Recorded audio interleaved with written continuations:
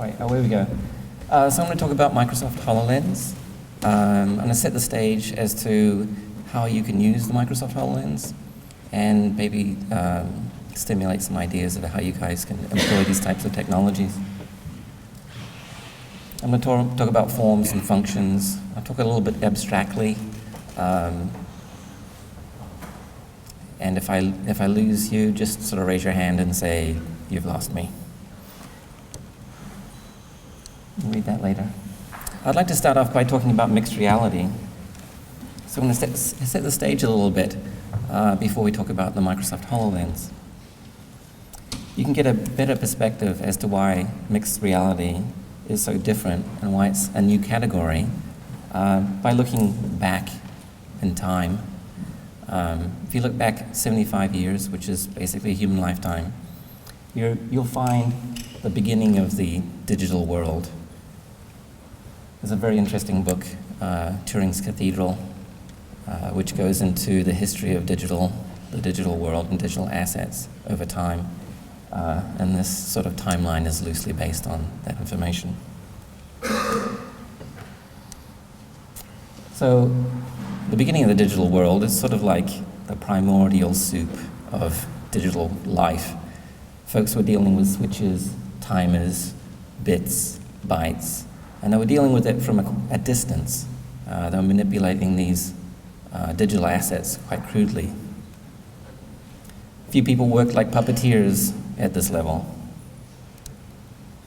And we moved quite quickly into abstractions, where we were dealing with compilers and operating systems.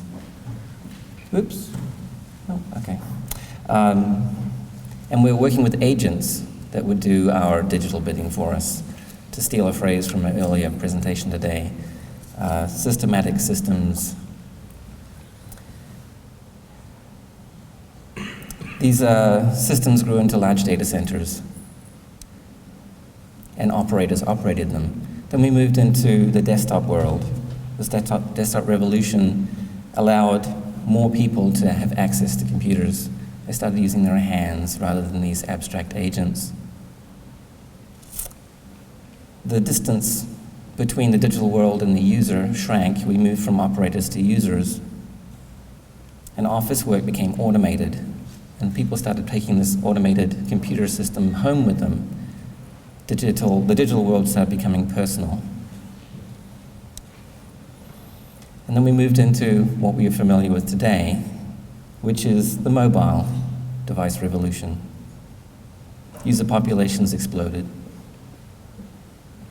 All age groups started being employed in the digital world and engaging with it. The digital world became richer and social and interactive. And as populations, we kind of press our faces against this window that we carry in our pockets, and we're trying to get in there, do more stuff with this digital world. What's curious is all of these stages exist concurrently, even though they're evolutionary. So these systems which were abstract have become our cloud. We're still using desktop computers and laptops for their purpose. And you can see the distance between people and the digital world, this kind of soup, is getting closer and closer. And we're trying to force ourselves into that, which leads us to our next level, where we go swimming. This is the virtual reality. This is 100% synthetic. This is where you immerse yourself in the digital world. Your imagination is your only boundary. We've crossed this threshold between the real world and the digital world, and we can immerse ourselves in it. But this isn't mixed reality. This is virtual reality. Mixed reality has a different character to it. And in a way, it's a reversal of this trend. So rather than trying to get into the digital world, mixed reality brings the digital world into our world, into the real world. That's where the idea of mixed reality comes in. So it kind of looks like this, where a piece of that digital world comes up and is now wearable. Everything up to this point we went to, or we carried. This, we wear it. It surrounds our vision, but it doesn't obscure it. It's not opaque. It surrounds our hands, It listens to what we say. And the world matters. Up to this point, the digital world mattered. But in mixed reality, the world matters. It's a spatial place that we live in, and we're bringing digital content into that spatial world. That brings us to Microsoft HoloLens. Microsoft HoloLens is a mixed reality device. It's a head-mounted wearable computer. It's self-contained, battery-operated, and it's tuned for a mixed reality experience. So we start talking about experiences and experiences in the real world and how the digital information can augment what we're experiencing. It's a new class of device. It's a transformational device. And it communicates at a spatial level. That's very important. If you were to pull it apart, it's full of sensors. The most obvious sensor is it's actually the display. It's what creates the illusion of projecting content out into the real world. It's a stereographic display. There's also spatial sound, so I can hear things in a particular location as if it was actually occurring over there. I can see stuff over here as if it was actually there. How this is done, you've seen some of the earlier presentations talking about structure from motion, detecting features and environments, processing that, and calculating a camera pose. Because this is a wearable device, it's calculating the pose of the user, where they're gazing, where they're looking. And there's an array of sensors and cameras that are doing that work, and some very powerful compute that's doing that work as well, all in a wearable wireless device. Running Windows 10, so from an application developer's point of view, it's a familiar, or fairly familiar development environment to actually build applications.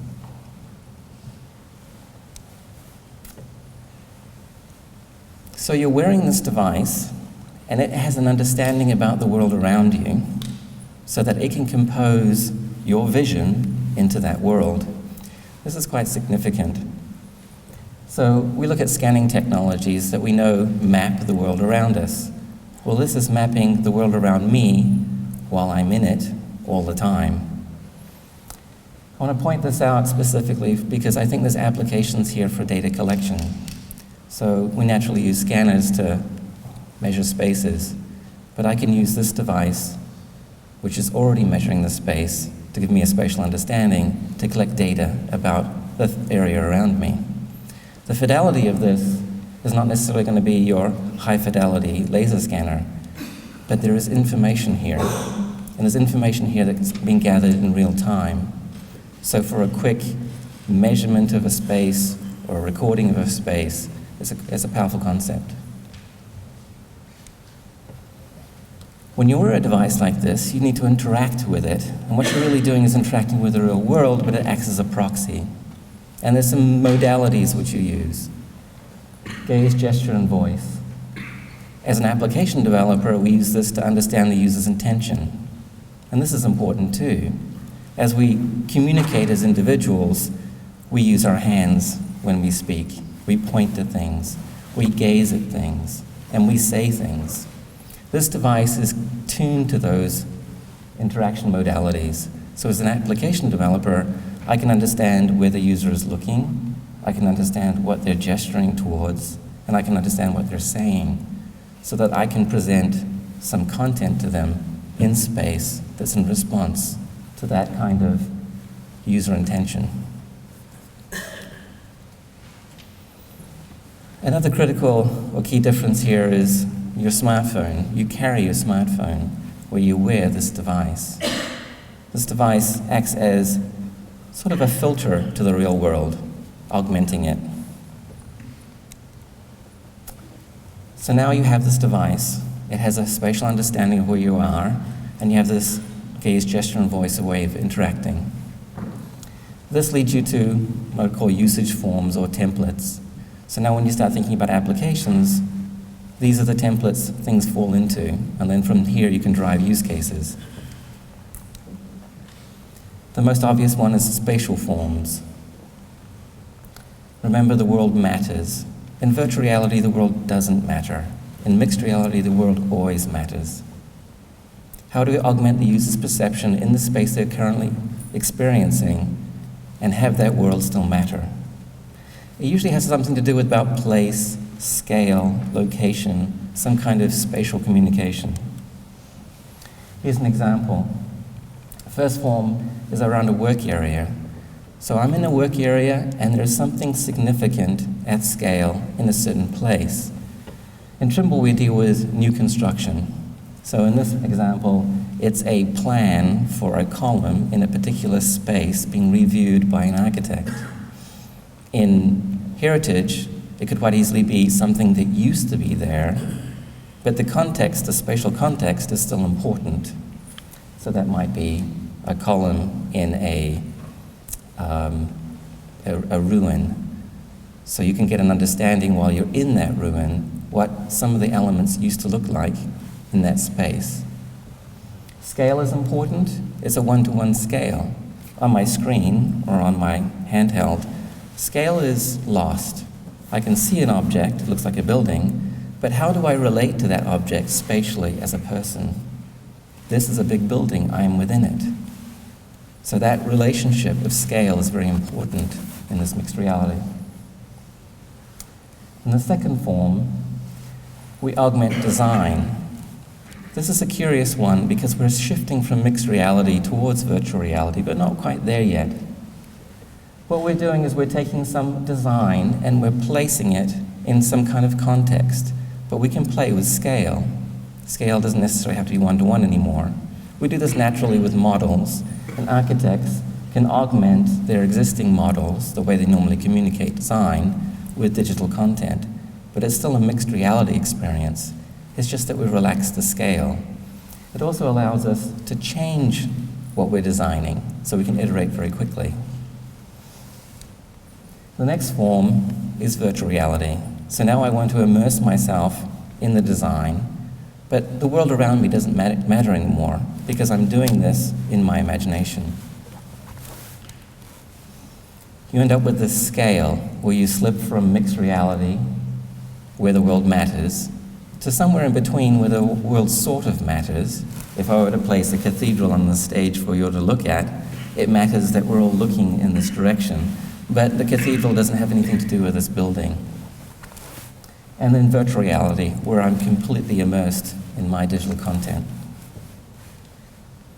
So mixed reality, we're at scale and place. Then we can play around with space sort of matters. And then in virtual reality, you're in no place, and your scale typically matters again. Your other forms have to do with interactions. So up to this point in time, it is about space and the individual experiencing the environment that they're in. But that's only half the story.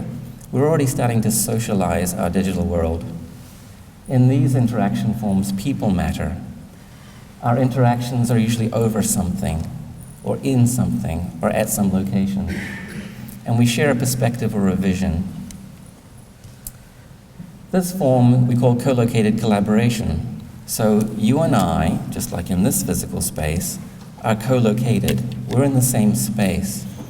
But the content we're looking at is mixed. It's mixed into the environment we're in. We naturally interact as we would, pointing at things. I can see where you're looking, you can see where I'm looking, I can see where you're pointing, and we have a discussion over this common vision. When you take somebody out of the space, you get remote collaboration. But the interaction with the person is still important, and you're still interacting over a particular location. In this particular case, one person is on the site, experiencing the design at scale in place. The other person is somewhere else, but they're interacting over this particular spatial element. From the perspective of the second person, they're in their office, having more of a virtual reality experience, but the interaction between the two individuals is still important. They're standing to the right of me. I'm pointing to the left. The perspectives of the observers are around each other is a very social interaction. This kind of thing is useful for, say, a digital tour of a space. So you have real people, but your tour guide might be completely digital. Or they might not be present. They might be brought in as a guest, still live, but not necessarily in the same place. This doesn't necessarily have to be a one-to-one or two people interaction. It could be an audience and an instructor or a curator. So what I'd like to do is bring this all together as an example. Again, as Trimble, we build new architectures. So this is biased towards new construction. But it blends together all of these ideas in a narrative, and hopefully you guys can connect the dots in terms of a mixed reality experience and the different modes and interaction modes that you can afford once you have this.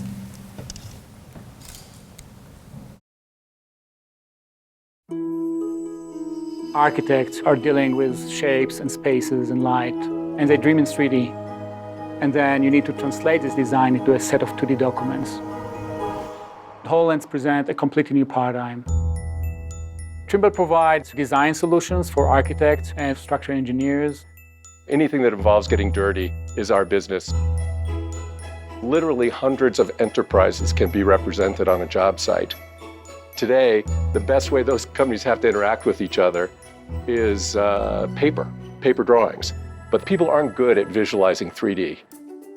Microsoft HoloLens is a head-mounted, self-contained computer that lets you see holograms in the real world. You get the physical model as a focus point for the team to collaborate around. And you get the hologram with the flexibility, with the ability to run quick iterations. You'll see how we've brought in the courtyard that you suggested. You see that mouse go off the screen and into holographic space, and you're then interacting with the hologram with the mouse. The thing that we can do for architects is really give them much higher confidence around decision making. One way we can do that is we can allow them to literally immerse themselves in the scene that they're building and see street side how the building's going to look. Visualizing design data in the context of the real environment is a much better way to make sure that the design is implemented correctly on site. Microsoft HoloLens allows you to collaborate with somebody regardless of distance, like they were there. Hello there. Hey, Igor, where they're trying to put this door, there's a beam behind here. I'm looking at this beam. We're interacting with it about a problem that we can see and being able to solve that problem with all the data that we need in front of us in real time. When I'm talking about enterprise construction, I always compare it to people trying to make music together. Each one of them is contributing to the harmony, but they all should be completely synced. My gray hair says I've been doing this for a while. I've seen a lot of these new things come and go. And I expect in 5 years, we'll all be interacting with the world with this kind of technology.